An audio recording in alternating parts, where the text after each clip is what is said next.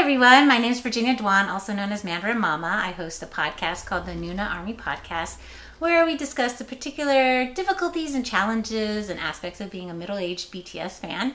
Today my special guest is Chris Wong. He's a film composer, and I'll let him introduce himself. I'm Chris Wong. I write music for films, and most of the films I work on actually come out in Vietnam.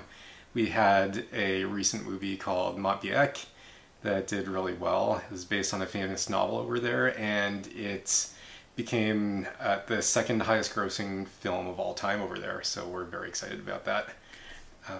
Yeah, so that's mostly what I do. So I've known Chris since 1995, and we were in each other's weddings, and I specifically have him today reacting to BTS on a musical level. So because we have the unique chance to have a film composer, you know, dig deep into like BTS musically. So I'm not gonna so much have him pay attention to like the actual MV or the lyrics, unless if it like pertains to how the sound is developed. But in general, I'm most interested in his thoughts about the music. So right now we're going to be reacting to Black Swan, both the art film version and also the Spotify version, the album version. And so they're slightly different. And I feel like, so Black Swan, just to kind of give you a little bit of background, it is kind of based on it draws inspiration from the Natalie Portman film. Yeah. And it's about kind of, they talk about like the first death as an artist. Like how, like in dance, like, oh, the first death is when you no longer can dance. You injure yourself. Right, and, right. And how that's more painful than actual death. So the song is about kind of them fearful that their experience is this first death because it's hard to write music. Okay. Or it's just, they're so popular. So this is this song was dropped, I think, end of January. So this is on their latest album, Map of the Soul 7. Okay. Okay? So this is pretty new then. Huh? Yes. Okay. Brand spanking new. I'm showing you the art film version first. Okay? And they're not actually featured in this video. Okay.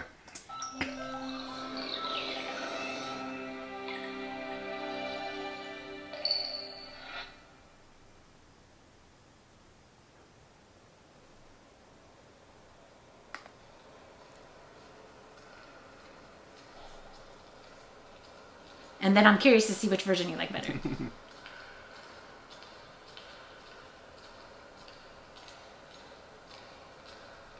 This is a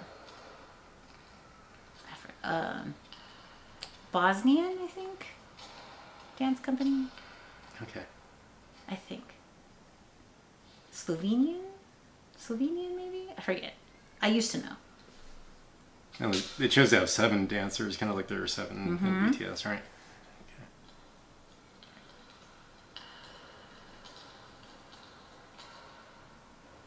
Oh, let me turn on the subs.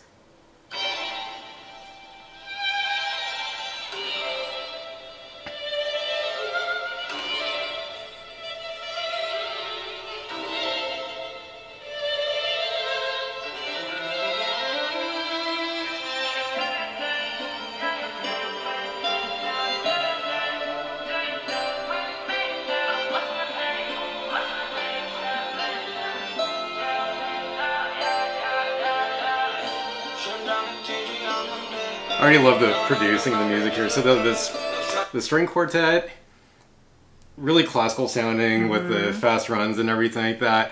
And you know, if you hadn't told me that this was BTS, and even after you told me that, I was really surprised musically to hear the you know, the processed lo-fi vocals come in underneath that. And then, yeah, it's really cool. I think it's my favorite one so far. And I've only listened to like 30 seconds of it. It's my favorite one so far. Sorry, I had to make sure that we were filming. Sometimes I like freak out that we're not. Okay. I really like the production of this so far, yeah.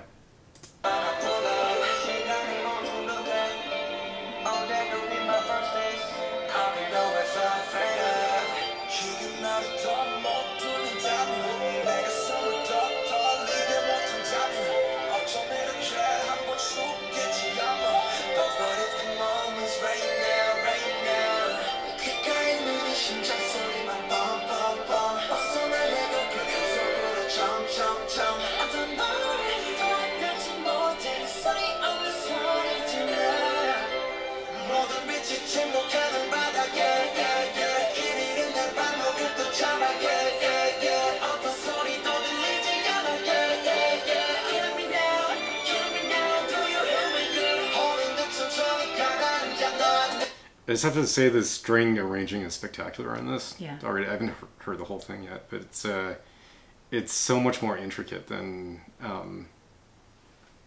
like anything else you would really hear. You know, it's really quite stunning.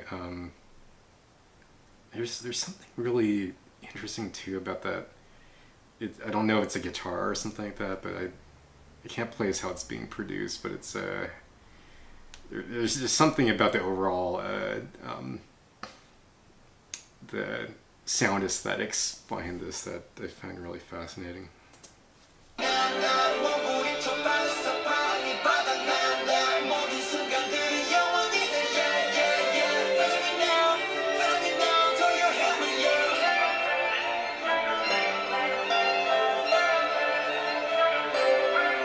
I hear it's like pizzicato violins there, yeah.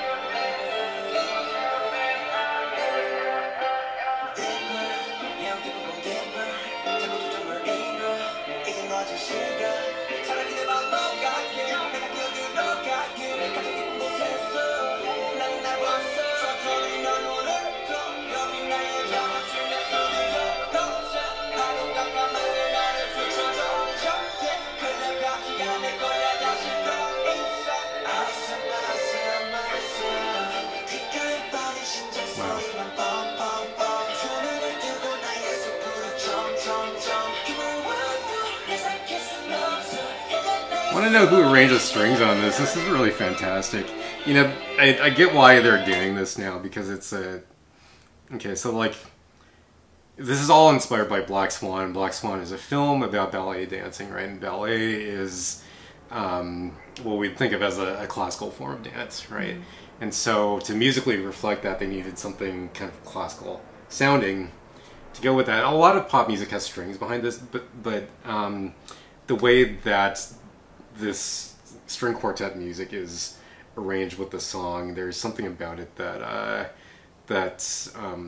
aesthetically leans more classical than pop, and I think that was how the producers decided to musically try to tie that into the theme of Black Swan and everything like that.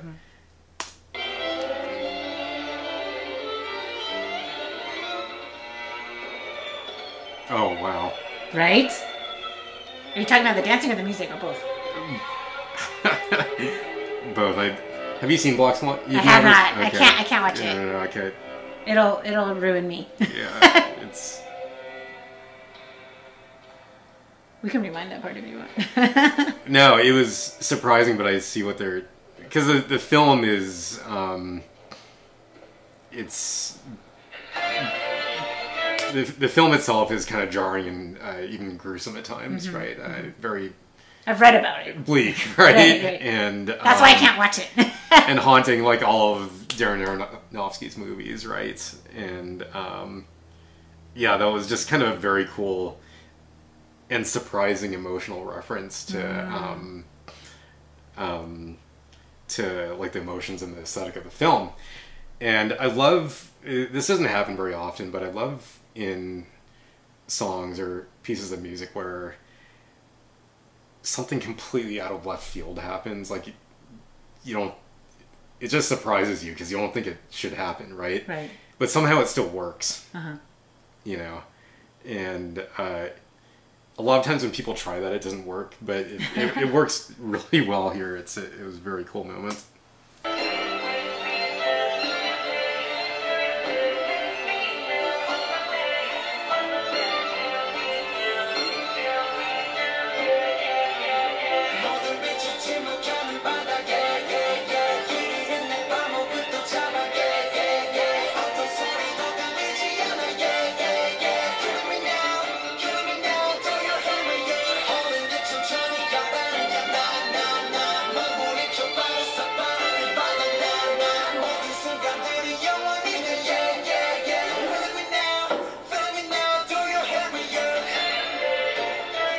break there.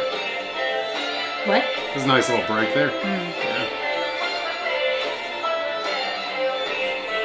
Do you hear? There's.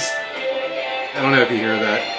The knocking sounds in there. Oh, is it slapping against the cello? Yeah, because there are no actual percussion instruments in this song. I think that's by design, but they're creating percussive noises by, you know, like knocking the cello and stuff like that. It makes it feel very organic rather than electronic. Even though the voices are very electronic. Yeah, and somehow there's this very cool kind of hybridization or mesh between those two things, where the production of the instruments is very, very acoustic sounding, to the point where they didn't want, you know, electronic drums or anything like that. They're knocking the instruments instead for the percussion. But then they have this modern kind of electronic processing on some of the vocals, like on the lo-fi vocals in certain sections. So and it meshes together beautifully. It's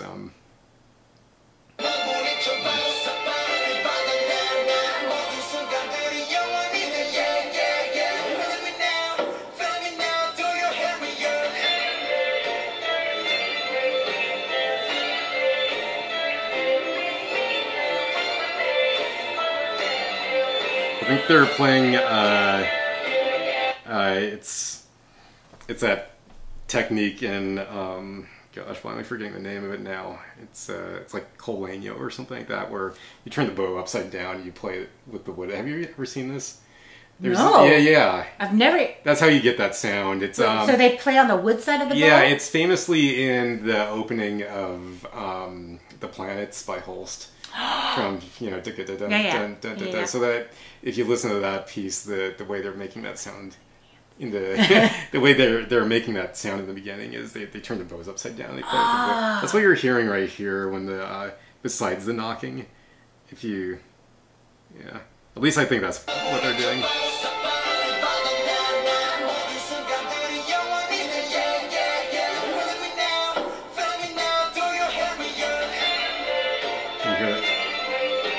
So I think that's I think that's upside down going. Yeah. So can they play an actual note that way? Yeah, but it's used more for percussive effects. Yeah. So not all of them did it. No, I think it was just. Or a different take or something. Yeah.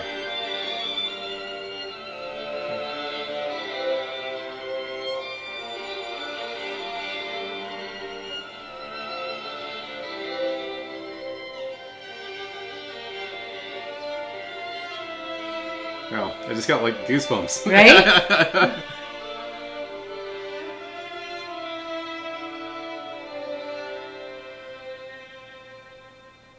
Wow. Yeah, whoever arranged those string parts really knows their stuff. All right. So now we're going to listen to the Spotify version. Like the album version. Okay. And it's very frustrating as fans because they don't always release the video version because sometimes they're very different and it's annoying. But so see which one you like better. Okay. Here we go.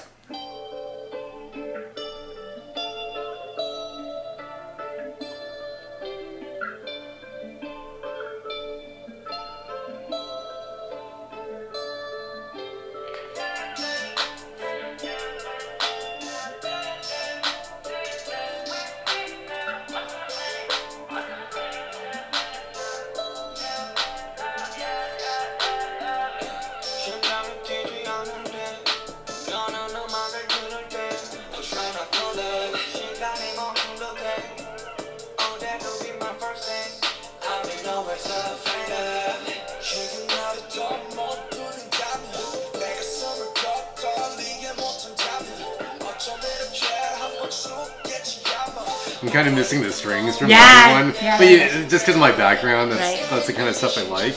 This is cool. It's just it's a different. I feel like it's a different emotional effect, you know. Like so far, it's and just because I always think of movies, right?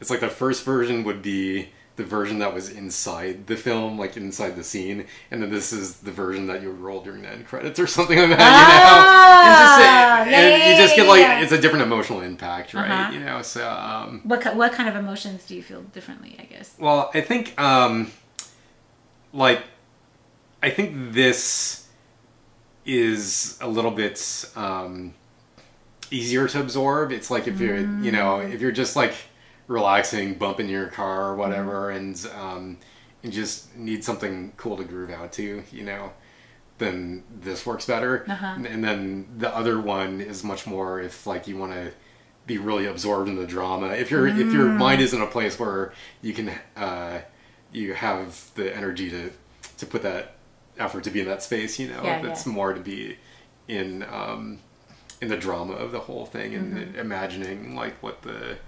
references, the Black Swan and everything like that, you know, it's more cinematic, the other one, you know. So, anyways.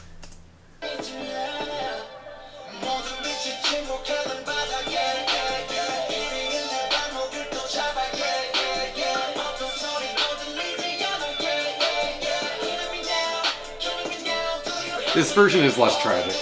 Yes. That's what it is, you know? Yes. The voices,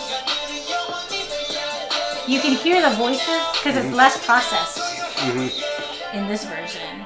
Whereas the first version, you can't tell the difference between the voices. Yeah, yeah. I mean, the vocals are processed in this, but in a different way. Yeah. Well, right? I mean, you can hear them more distinctly. Like, I feel like the vocals are more front and center in this version. Yeah, totally. And then the strings are more like present. Yeah, in the other one, they actually play with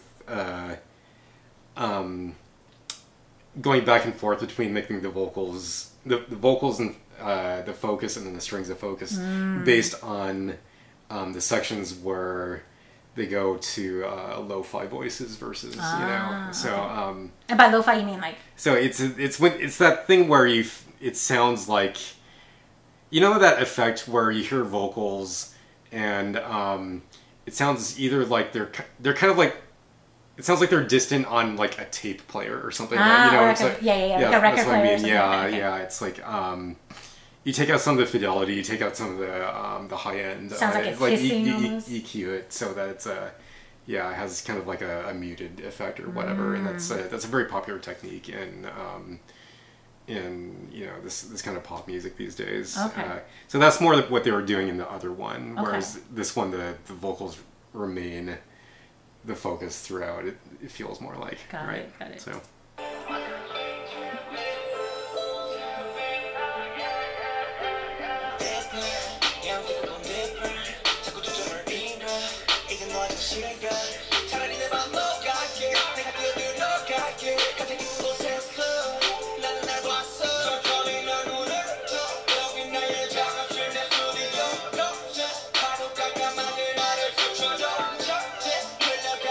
I feel like in this one I hear more of the trading off between the individuals also, right?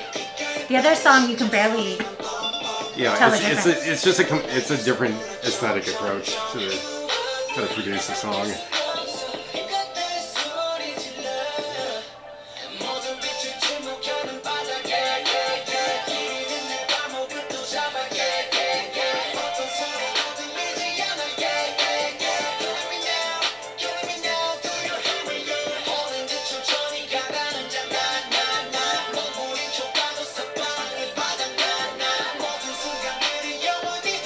Do you notice, like, and I don't know if you would agree with me or not, but, like, emotionally, when you have this beat and hear it, it makes it feel a little more comfortable. I don't know how, it's not quite the right word, but it's like the other one feels emotionally a little more unsettling at times. Yes. Like it sounds like it's the instruments are tuning. There's more tension. You don't know, like, necessarily what's going to happen next, or like it's like is a song going to drop you off a ledge or something like that, whereas you feel a little more grounded here. I guess that's a better word. I feel like this song is more predictable. Yeah. So like comfortable, predictable, grounded. Kinda, yeah, and I don't mean predictable in a bad way. It's just more like you can see, like if you know music, if you've heard enough music, you know where it's going to progress, right? Like, okay, now it's the bridge. Okay, now it's this hook. And okay, now it's back to this.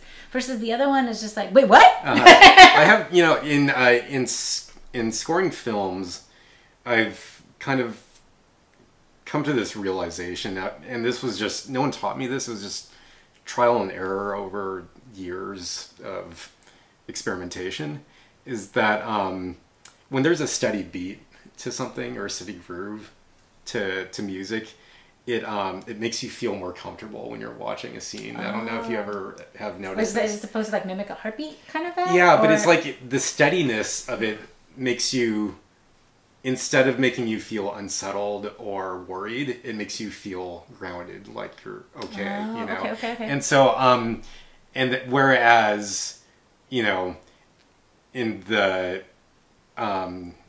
production of this with the string quartet, there wasn't like a really steady beat necessarily. There were more changes in it, you know, in terms of where the strings were going, the kinds of rhythms they were playing and everything like that. So it didn't let you really feel grounded, right? And so I've noticed that, you know, when you apply these two things to a visual, like the picture, like a movie, then it's like you can use a steady beat or a steady rhythm to make people feel safe sometimes. Do you ever do it to trick them?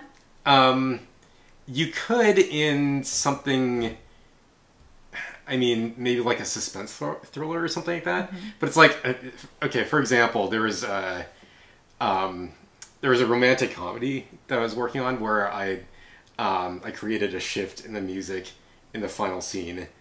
And, you know, in a lot of romantic comedies, at least like PG rated ones, there's like, it always follows the same tropes, right? Which is basically, you know, the relationship goes through troubles, and then you, like, 2/3, 3/4 of the way through the movie, you think they're going to kiss each other, but then they don't, right? Because it's too early. He doesn't get to kiss her yet, right? Yes, right? And then at the end, they get together, and then you find, right? So it was that kind of a movie, right? And so in the final scene, everything's been reconciled, everything's been worked out, sorry. And then she shows up to where he's at unexpectedly, and they think that they're okay, you're not really sure yet. And then there's this moment where she steps closer to him and kind of smiles, and you're like, all right, you're gonna get to kiss her now. Like, you just know in that moment, right? And so when I watched the film and I was trying to figure out what to do with the music there, I was like, oh, okay, this is how you do it.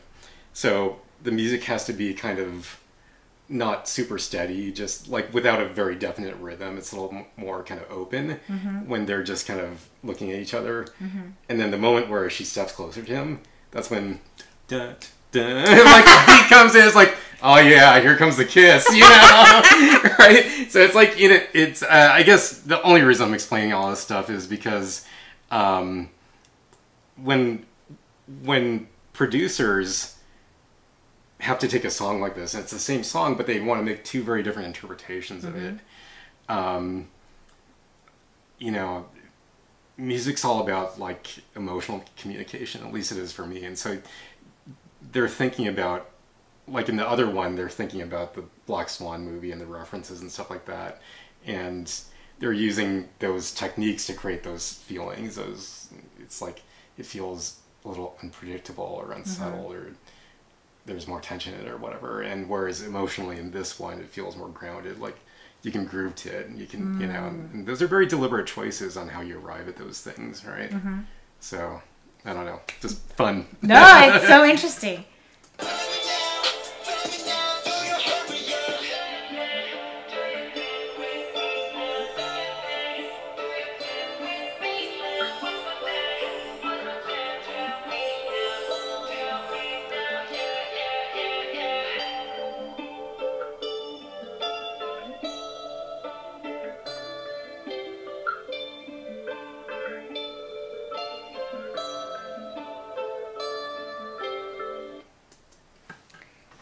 Cool.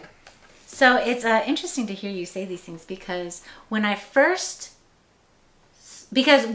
as a fan, the MV was dropped first. So we had never heard this version until after the MV was dropped. Oh, interesting. From what Because I would usually think that it would happen the other way around or something, right?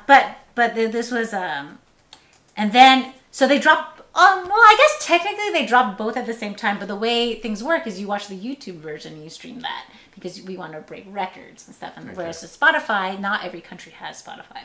And so, I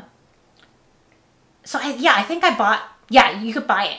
And so I hated the first version. Oh, how interesting. And by hate is too strong a word. What I hated was that the voices were so processed that I could not tell the difference between the singers. It was very difficult. So I was like, what's with all the auto-tune? Like, sure. Like, what because, like, the appeal of a boy band is feeling like beyond them being a group, each one of them has their own kind of personality or character, right? And then like fans develop a favorite because they relate to one of them, sure, or whatever. Yeah, so when I heard the Spotify version, I liked it better, right? Because you could distinctly hear the people. Okay, yeah. But then I was like, but the Spotify version gets boring because it's like any other song, and it took a while for me to tell the difference. Which I felt like personally insulting. Like, clearly I need to up my game and my listening skills. And then when I went back, so I couldn't tell, all I thought was that the difference was that you could hear the voices better in the album version. But then when I went back to go stream the video, I realized the strings, and I realized I missed the strings, and I missed that tension. And that normally I hate MV versions of music because it's like, oh, come on, I don't really care about like some fancy cinematography. Please stop pausing the music. I just want to hear the stupid song. But in this case, I loved the pauses because it sounded like it was toony. It was just so interesting, right? So now I prefer the video version because it is more rewarding to listen to versus. Personally, okay, don't at me, okay? Like, everyone has their opinions, but I find it more sonically interesting than, because like you said, it's like a steady beat. You can kind of predict where it's gonna go, and after a while, it's like, okay, yeah, it's not. I mean, yeah, you could probably tell I was reacting to the version with the strings. Like I felt like, wow, I haven't really heard anything like this. Yeah. You know, at least with this level of intricacy and. You know, that's for me that, you know, because I'm not really a singer, you know, and I'm always thinking in terms of like instrumentation and if I have to produce a song for a singer, you know, obviously the singer is going to sound great and do their thing, but then I have to think about like, what can I do behind them that is going to make this stand out and not just sound like every other song, you know? And that's what grabbed me about the first one. It's like, wow, I can't think of any other song that sounds like this, you know? Exactly. So that's why I liked it. But, no, I agree. All right, well, I hope you found that interesting, and I found it interesting, so I guess that's all that matters. Please like and subscribe, hit the notification bell, and we'll see you in the next video. Bye.